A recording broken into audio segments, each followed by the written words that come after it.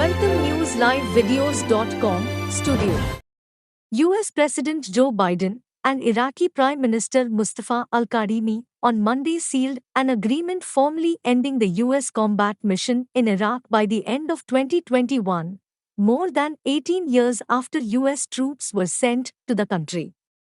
Coupled with Biden's withdrawal of the last American forces in Afghanistan by the end of August, the Democratic president is completing U.S. combat missions in the two wars that then-President George W. Bush began under his watch. Biden and Kadhimi met in the Oval Office for their first face-to-face talks as part of a strategic dialogue between the United States and Iraq. A Asad coalition invaded Iraq in March 2003 based on charges that then Iraqi leader Saddam Hussein's government possessed weapons of mass destruction. Saddam was ousted from power, but such weapons were never found.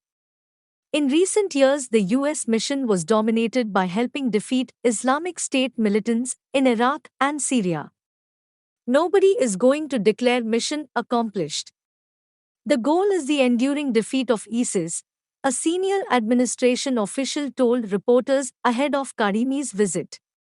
The reference was reminiscent of the large mission accomplished banner on the USS Abraham Lincoln aircraft carrier above, where Bush gave a speech declaring major combat operations over in Iraq on 1 May 2003. If you look to where we were, where we had Apache helicopters in combat, when we had US Special Forces doing regular operations, it's a significant evolution. So by the end of the year, we think we will be in a good place to really formally move into an advisory and capacity building role, the official said. US diplomats and troops in Iraq and Syria were targeted in 3 rocket and drone attacks earlier this month. Analysts believed the attacks were part of a campaign by Iranian-backed militias. The senior administration official would not say how many US troops would remain on the ground in Iraq for advising and training.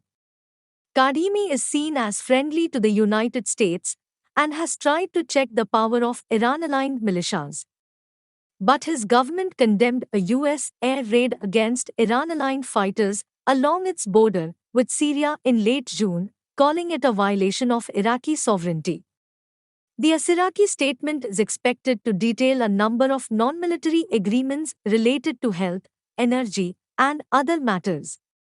The United States plans to provide Iraq with 500,000 doses of the Pfizer-BioNTech COVID-19 vaccine under the global COVAX vaccine sharing program. Biden said the doses should arrive in a couple of weeks. The United States will also provide $5.2 million to help fund a UN mission to monitor October elections in Iraq. We are looking forward to seeing an election in October, said Biden. Thanks for watching.